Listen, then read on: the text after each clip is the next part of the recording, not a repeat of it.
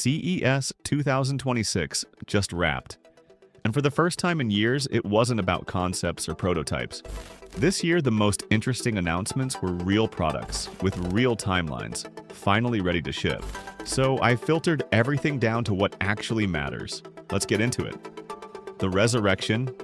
Pebble is back. The smartwatch brand that died in 2016, acquired by Fitbit, shut down, mourned by its community, just launched 3 new devices. There's the Pebble Time 2, the Pebble Round, which is completely new, and the Pebble Index 1, a voice recorder ring that runs for 2 years on a single charge. Not 2 weeks, 2 years. The watches themselves are exactly what made Pebble legendary in the first place. 2 to 4 week battery life, depending on which model you choose. Color e-paper displays that look sharp in direct sunlight. Thousands of customizable watch faces. Heart rate tracking on the Pebble Time 2. Step tracking across the lineup. And they're still open source, which means the modding community that kept the original Pebble alive for 8 years after it officially died, they're about to explode. But here's what matters. This isn't just nostalgia. It's a legitimate alternative to Apple Watch for people who are tired of charging their wearable every single night. The color screens look premium. The finishes are clean. And the Index 1 ring might be the most practical voice recorder ever made. Just wear it, tap it, and forget it exists until you need it. All 3 models are shipping in Q2 2026. Pricing starts reasonable and scales based on which features you actually want. This is the comeback nobody expected, and it's already generating more buzz than half the new smartwatches at CES combined. The health scanner. Withings just turned a bathroom scale into a medical device. The Body Scan 2 isn't just weighing you. When you step on it and complete a 90-second scan, it's tracking over 60 biomarkers.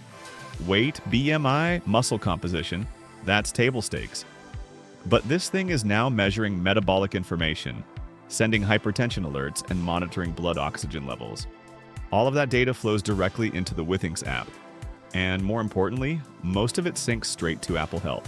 Which brings up the timing. Apple just announced they're preparing to launch some kind of new health service platform. Nobody knows the full details yet. But Withings clearly positioned this device to be ready for whatever Apple's building. It's like they looked at Apple's roadmap and said, "We'll be the premium input device for that." The hardware itself looks excellent. Tempered glass top, full color display, retractable stand, so it sits completely flat on any bathroom floor. And the new metrics they're adding, especially the metabolic tracking and hypertension monitoring, are the same things Apple's been slowly rolling out to Apple Watch over the last 2 years. So if you don't have an Apple Watch or you want deeper health data than what a wrist sensor can provide, this is the device that bridges that gap. It's shipping next month. And the price point, considering what you're getting, is surprisingly competitive with medical-grade body composition analyzers. This is what happens when consumer tech companies start playing in healthcare's territory. The lines are blurring fast. The smart home standard. Matter just went from promising standard to actually shipping in products people will buy. Xthing showed up at CES with 4 devices, 3 smart locks, and 1 security camera. Every single one of them supports Matter. The first lock is the Bolt mission. It was announced at CES 2025 but kept getting delayed. Now it's finally preparing to ship. The second is the Bolt Sense, which has a palm vein scanner built directly into the lock body. The third is the Latch 7 Pro. It's designed for latch-style doors. Garages, sheds, offices, indoor, outdoor, anywhere you need a deadbolt alternative.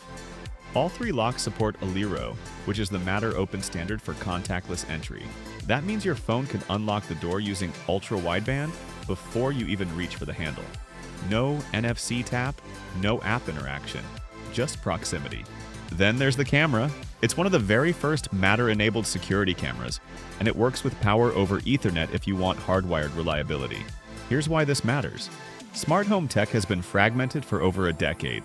You buy a lock that works with one app, a camera that works with another, lights that need a third hub. Nothing talks to each other. Matter is supposed to fix that. One standard. Works with Apple Home, Google Home, Amazon Alexa, Samsung SmartThings, whatever ecosystem you're already invested in. But until now, Matter devices have been slow to ship. Manufacturers kept announcing support and then quietly delaying products. Xthing is the first company I've seen go all in with multiple devices shipping in the same quarter. And if they can actually deliver on time, this could be the moment Matter stops being a buzzword and starts being infrastructure. Because once your locks, cameras, lights, and sensors all speak the same language, building a smart home stops being a hobby project and starts being something normal people can actually set up in an afternoon. The modular storage, HyperDrive just released an external storage enclosure that makes every other option look outdated. It's using USB 4 instead of Thunderbolt. That gets you 80 gigabits per second of throughput, which is faster than most people will ever actually need. But here's the important part. USB 4 is an open standard. Thunderbolt requires licensing fees, so this is faster, cheaper, and works with more devices. The enclosure itself is completely tool-free. You pop the top open with your hands. Slide in any NVMe drive, any size, any brand, any capacity. Close it, you're done. It works with iPhones, iPads, Macs, PCs. Plug it in, and it shows up as external storage immediately. If you're using a high-performance NVMe drive that needs more power, there are 2 USB ports on the enclosure so you can connect external power and still use it with your host machine. The aluminum build feels premium. There's a rubber silicone cover you can add for extra protection if you're traveling with it. But the real advantage is future-proofing. When NVMe drives get faster or cheaper in 2 years, you don't replace the enclosure, you just swap the drive inside. Most external storage solutions lock you into proprietary designs.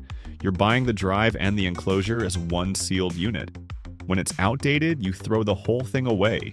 This completely inverts that model. The enclosure is the investment. The drives inside are consumable, it's shipping in March. And the pricing is competitive with Thunderbolt enclosures that offer way less flexibility. This is how external storage should have worked from the beginning. The silent upgrades. 3 more products. Quick, because these are the ones that improve your life without you consciously noticing. Lutron expanded their Casa lineup with wooden smart blinds. Real wood slats. 2 finishes, walnut stain or painted white. They're $429 for standard window sizes. Anything larger costs a bit more, but compared to custom motorized blinds from traditional window treatment companies, that's extremely competitive. Here's the clever part. You program in the cardinal direction your window faces, then the blinds automatically adjust throughout the day to follow the sun's position. So you're never getting blasted with direct sunlight on your screen while you're working. And you're never manually adjusting blinds multiple times a day.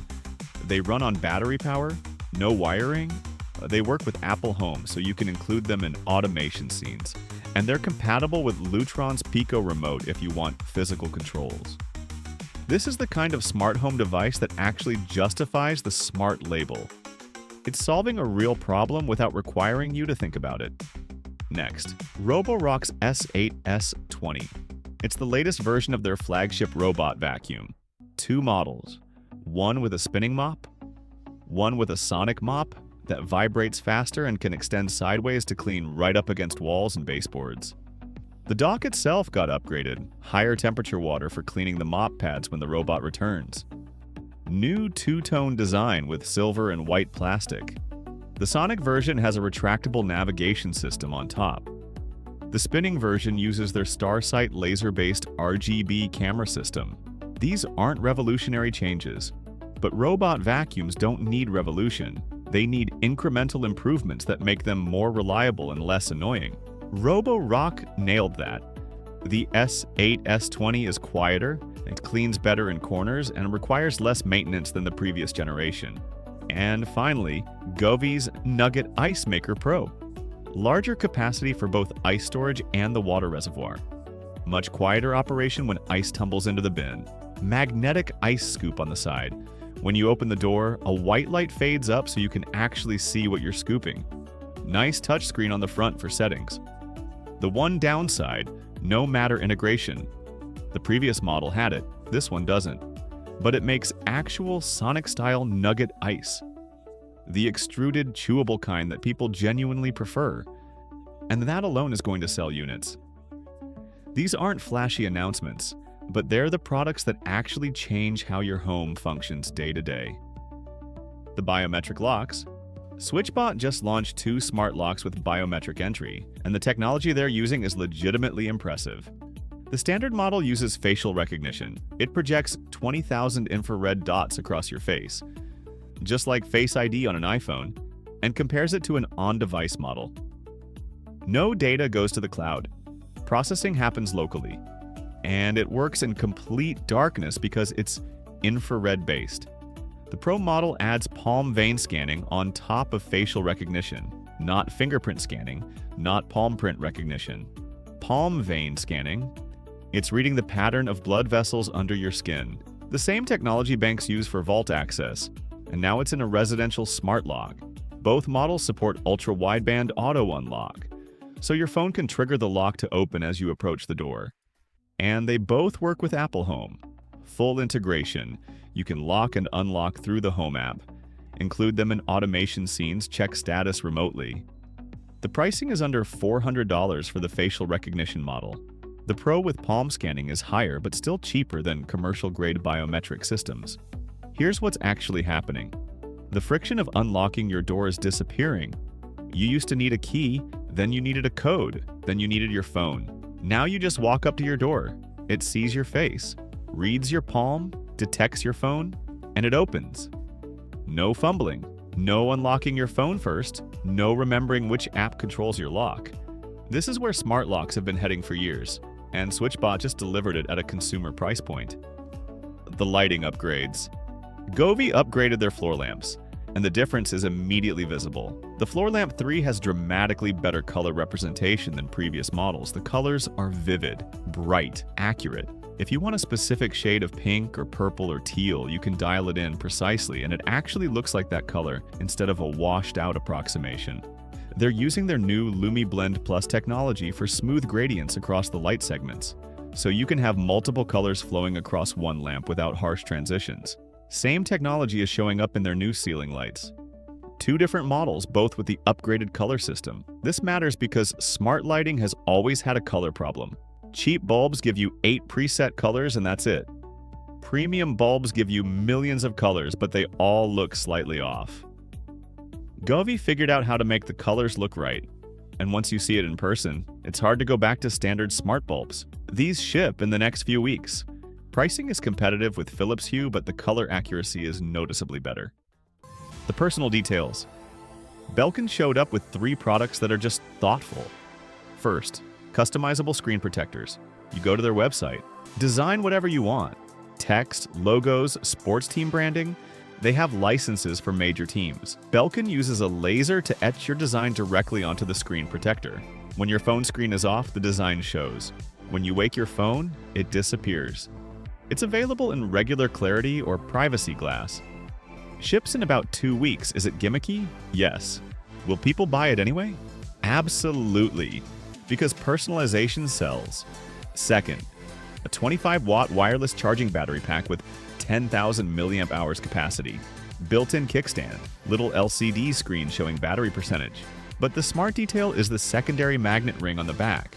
So if you use a MagSafe wallet or pop socket, you can take it off your phone, attach this battery pack, and then reattach your accessory to the back of the battery. You're not losing your wallet or grip just because you need extra power. That's problem solving. Third, a 2-in-1 travel charger. Adjustable MagSafe puck for your iPhone. Fast charge Apple Watch puck on the back. No third pad for AirPods because they charge on either surface anyway. It comes in earth tone colors. Slate and sand. Looks like something that actually belongs on a nightstand instead of screaming, "I'm a tech accessory." And the iPhone puck extends upward, so your phone sits at the perfect angle for standby mode. These aren't game-changing products, but they're the kind of well-designed accessories that make using your devices just slightly less annoying. And that adds up. So here's what just happened. A dead smartwatch brand came back and immediately challenged Apple's dominance. Bathroom scales became diagnostic tools. Smart locks added biometric sensors that were military-grade 5 years ago. Storage went modular. Lighting got accurate. And charging accessories finally started respecting how people actually use their devices. Every product I showed you has a ship date, most within 90 days. CES used to be about concepts and prototypes. Now it's about execution. The gap between announcement and availability is collapsing. And that means the tech you're using 6 months from now might look completely different from what you're using today. If you had to pick one product from this list to buy right now, which one would it be?